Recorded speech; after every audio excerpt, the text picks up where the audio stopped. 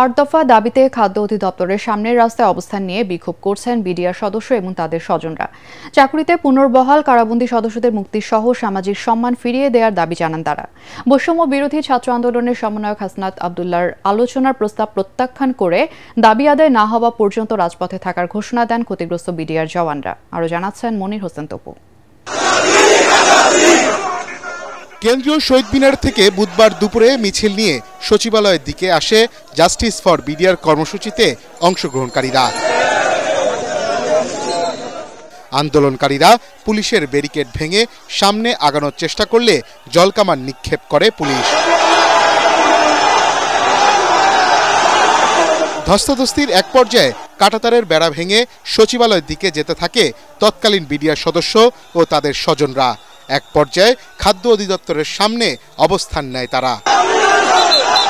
প্রতীকী কাফনের কাপড় পরে রাস্তায় শুয়ে পড়েন অনেকে। যারা অপরাধী তাদের সাজা হোক, আমিও চাই। যদি আমিও অপরাধী হই তাহলে আমাকে ফাঁসি ঝুলাক, আর আমি যদি অপরাধ না হই তাহলে আমার ন্যায্য ফিরিয়ে দেওয়া হোক। ভুল তদন্তের মাধ্যমে মানুষকে ভুল সাক্ষী দিয়ে আমার আব্বুদের আজকে ফাঁসাইছে। তা অন্য কোনো সন্তান যেন এইভাবে আর পিতাহারা না হয়। সঠিক প্যাড আর সঠিক তথ্য দিয়ে এসব সামলে নিব এক হয়ে। Monalisa sanitary napkin. আইন ও স্বরাষ্ট্র মন্ত্রণালয়ের সঙ্গে আলোচনার মাধ্যমে তাদের দাবি দাওয়া পূরণের আশ্বাস দেন বৈষম্য বিরোধী ছাত্র আন্দোলনের আহ্বায়ক হাসনাত আব্দুল্লাহ। তিনি বলেন, বিদেশি শক্তির সহায়তায় পিলখানা হত্যাকাণ্ড সংঘটিত করেছিল শেখ হাসিনা। দেশের সার্বভৌমত্ব দুর্বল করে দেওয়ার জন্য সে প্রথমেই পরিকল্পিতভাবে বিদেশি শক্তির সহায়তায় এই বিডিআর হত্যাকাণ্ড সংঘটিত করেছে। আপনারা যে কমিশনটি করেছে, এই কমিশনের ধারা নিয়ে আপনাদের প্রশ্ন রয়েছে, আপনাদের আপত্তি রয়েছে। আমরা সেই আপত্তিটাকে আমরা আমলে নিচ্ছি।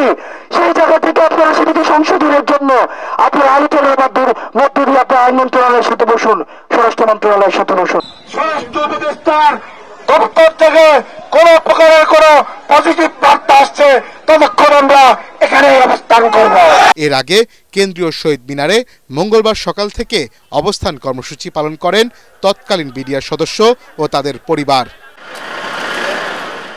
মনির হোসেন তপু, এটিএন বাংলা, ঢাকা।